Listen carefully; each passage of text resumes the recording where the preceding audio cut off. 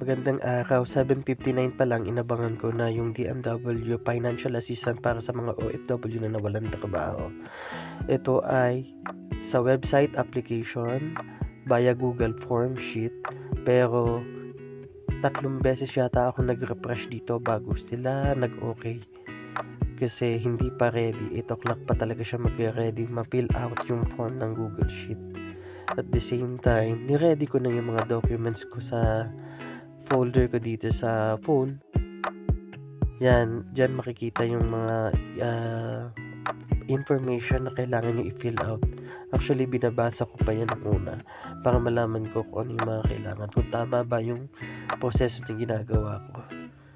Kailangan nyo lang i-fill out yung mga corresponding answer dun sa mga tanong na information na makikita nyo dito. Kagaya ng mga yan, last name, first name, middle name, gender, which is nung una binabasa ko pero inumpisan ko na rin siya sagutan kasi nga ayokong magkaroon ng delay or baka mamaya magkaroon ng problema kasi sa dami na agad na nag-access.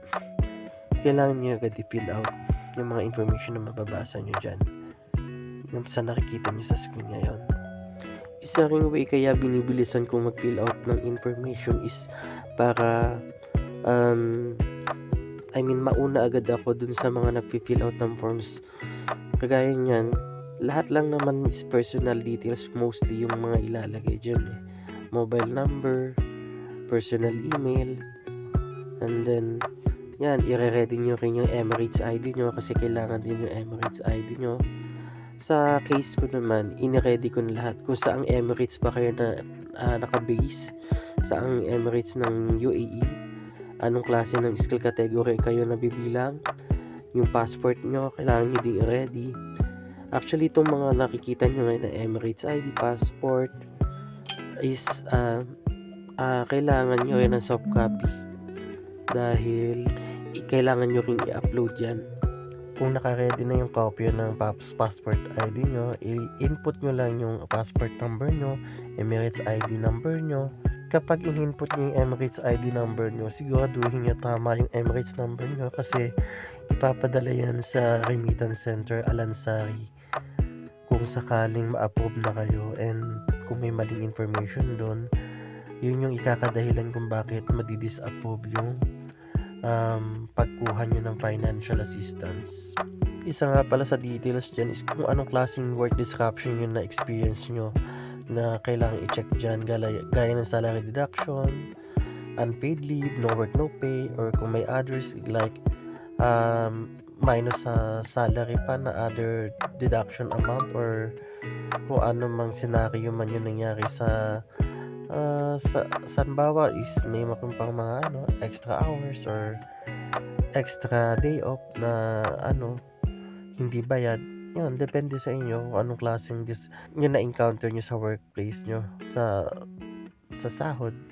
Itong mga details dito, ito yung unang part na kailangan nyo i-fill out dito sa form. And then yung the next part na ito is yung kailangan nyo i-upload yung mga soft copy ng mga documents nyo. After nyo ma-fill out yung first part ng form, mag-click lang kayo ng next para ma-proceed kayo sa susunod na form.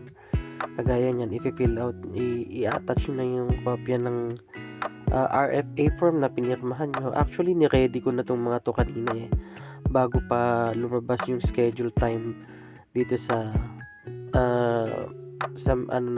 DMW application. Actually, nag-takes time ako sa pag-upload ng mga file kasi hindi ko ni-rename yung mga file name ko sa correct file name dapat ko ay mas madali siyang hanapin. Gaya ng RFA form kasi may mga page 1, page 2, page 3 pa yan, or salaysay kung ano man yun i-attach nyo. Dapat mas maganda i-rename nyo siya according dun sa pangalan na dapat nyo hanapin para hindi kayo malito.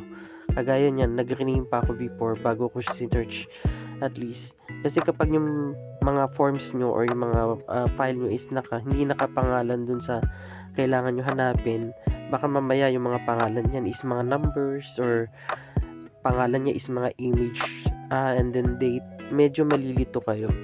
Kaya mas maganda i-rename yung mga photos or yung mga files nyo na for attachment, soft copy, according din sa mga pangalan na dapat nyo i-access. Yan, kailangan nyo rin lagay yung Emirates ID nyo, back and front. May kopya na rin ako nyan sa soft copy, kaya madali na lang din hanapin. And then what else? Etong isa, pinahirapan ko yung sarili ko kasi marami naman proof of employment ka, so hindi ko alam kung bakit pinili ko pa yung verified contract. And yung verified contract na in-attach ko pa is way back 2017 kasi medyo matagal na ako sa company. Pero maraming options, pwedeng labor contract, pero pwede rin naman na recent contract. Siguro mas ginusto ko lang na i-attach yung verified contract para at least tatak siya ni consulate na verified talaga siya. Kasi kung i-attach ko yung recent contract ko is wala siyang verified contract na stamp. So mas maganda na stamp na ng verified contract para mas mas maganda yung approval. Actually, pwede rin naman kasi dito yung visa copy na nakukuha natin sa apps ng More or dun sa apps ng UAE Pass, tsaka labor contract. Kaso, gusto ko lang talaga na verified contract may i-attach dito. Although 5 documents file lang ang pwedeng i-attach dito, more than that, hindi na pwedeng mag-attach ng mas maraming file kasi hindi na i-accept ng system or ng Google Forms. Itong next part ng attachments is medyo crucial. Although meron tayong 6 options para mamili kung ano yung meron tayo. Isa na dito yung certification na galing sa company na katunayan na nagkaroon ka ng problema sa work.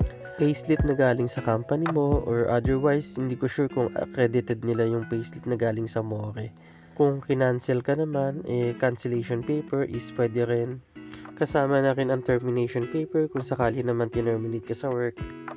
Notarized affidavit, which is medyo alam ko kasi may babayaran ka nito sa typing center tsaka sa Dubai courts at tsaka kailangan pa siyang ipa-attested kung di ako nagkakamali. Bali yun yung pagkakaintindi ko dito. And then lastly, yung sinumpaang salaysay na hindi ko sure kung medyo alanganin to kasi si DMW kasi ang magde-decide nito kung i-credit nila yung sariling salaysay. And siguro i-background check nila to para ma-prove nila na tama yung sinabi mo sa salaysay na ginawa mo at para ma-verify na rin nila yung company mo kung totoong ganun yung nangyari sa trabaho nyo. Kasi kailangan din nila ma-verify kung tama lahat ng sinabi nyo sa salaysay na ginawa nyo. Sa last part na to, i-click nyo lang yung finish para matapos na sa part ng uploading ng attachment. Medyo matatagalan lang kayo sa part na to kasi sa part na to, ina-upload din yung lahat ng attachment na inilagay nyong document dito sa Google. Ito yung parang magsisilbing uploading ng mga files nyo para ma-receive na nila yung mga pinagsasubmit yung mga attachment dun sa hinihingilang information. Kaya once na mag-okay na yan, ibig sabihin successfully na i-submit nyo na yung application nyo. Kagaya na to, application has been recorded. So, maghihintay na lang tayo ng 3 days kung ma-approve yung ating application. Maraming salamat! Master Kabisyo!